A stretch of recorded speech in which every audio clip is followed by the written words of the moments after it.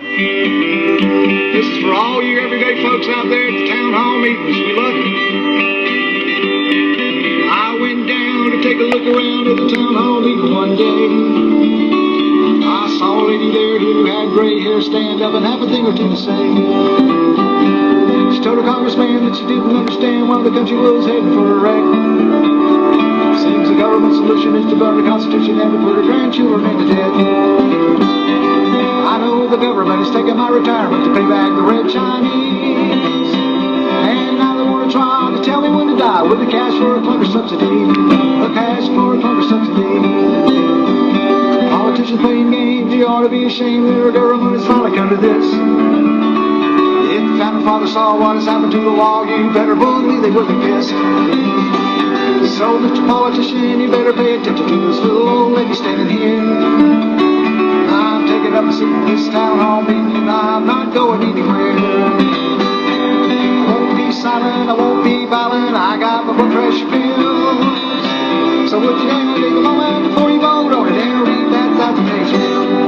Read that documentation. All across America, from sea to shining sea. Us little old ladies at town hall meetings are fighting for liberty. Fighting for liberty.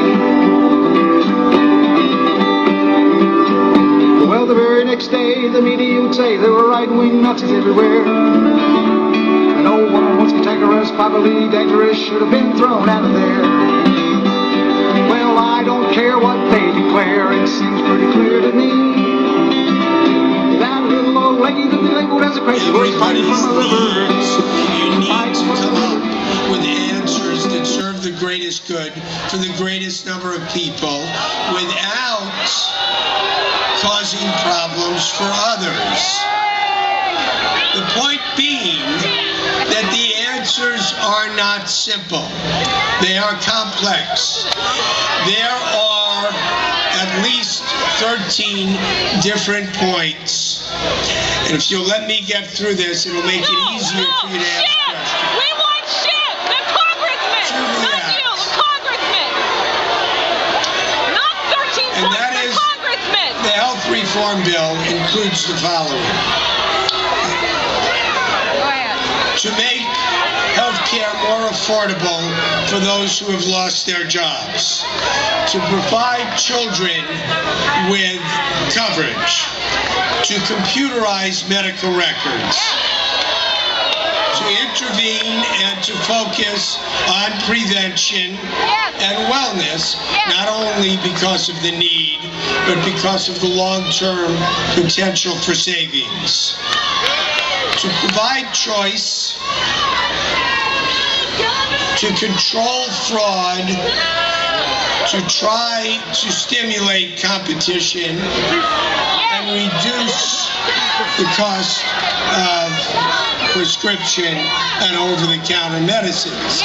Now this alone, this list, covers a myriad of needs, and in each case, the answers are not simple.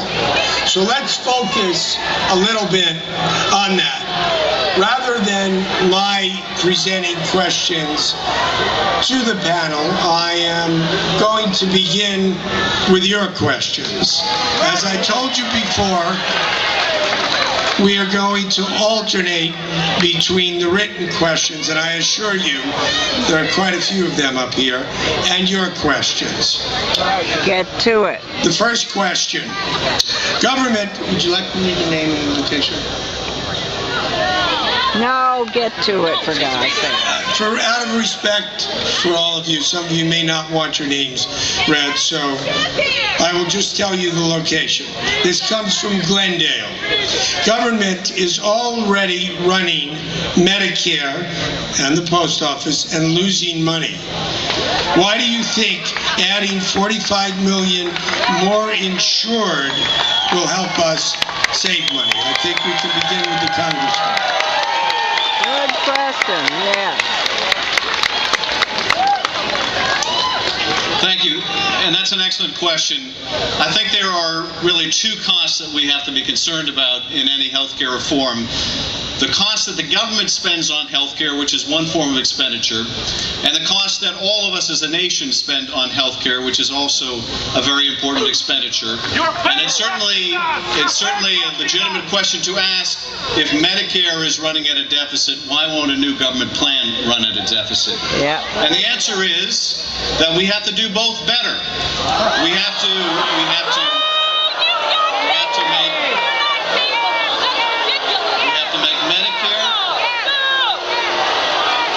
make Medicare more cost effective. And we have to ensure that a public option pays for itself. And in fact, in the legislation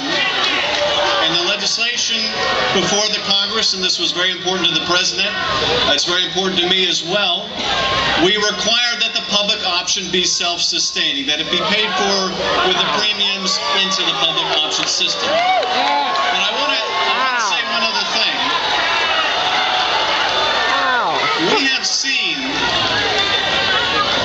We have seen, and I think this is driving some of the opposition to the public option, that when you have competition with an efficient public option, it forces the private insurers to do better. So whether you're one of the millions of people without insurance who decide to go for a public option, or whether you're someone who has private insurance they can't afford and decides to go to a public option, the mere fact of a public option will drive down the costs for everyone else. And this... I had to get to page 16 of the bill to read that if my health plan changes, or if I wish to switch to another health plan, I cannot do it. I will be forced onto the government plan. How can you defend? All right, let me try to paraphrase your question. If you tell me if there's everybody can't hear it. I want everybody to hear it. You're 6 months pregnant, you said? 7 months pregnant, and you want to be able to keep your insurance. And on page 16 of the bill, I found that if my health plan changes, or if I wish to switch to another health plan, I will be forced onto the government plan. That takes away my freedom of choice. All right, that if your health plan changes, that you will be forced to take the government plan and therefore lose your freedom of choice. Absolutely. Let's see what the Congressman has to say about that. I'm only doing that so that everybody can hear what it is you say. Well, first of all, on behalf of the 1,000 or 2,000 people here, let me just say congratulations. We wish you all the best and a healthy, happy delivery. And I'm glad you raised the question, because I think this is one of the popular myths about the bill, that somehow people who are in a private plan that like the private plan they have are going to be forced out of their plan. No, that's not It's simply not the case. That's not the And with all due respect, it's simply not the case. And I realize that this misnomer has gained some currency on the internet, but it's simply not the case. No, that's not my question. What the bill provides, and what the bill guarantees, is if you have a plan that you like, you stay in the plan that you have. But what I do hope is that we can reduce the costs of the plan that you have. So while I appreciate you have a different view,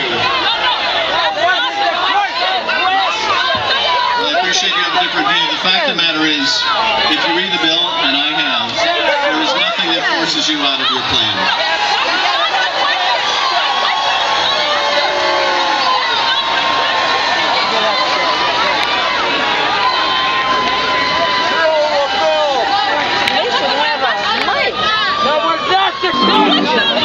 Jerry Flanagan wants to add something to that. One quick clarification.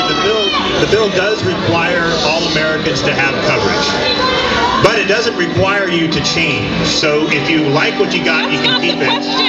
If you don't have it, then you can get it now, but there's no requirement for changing your plan. That's not the question.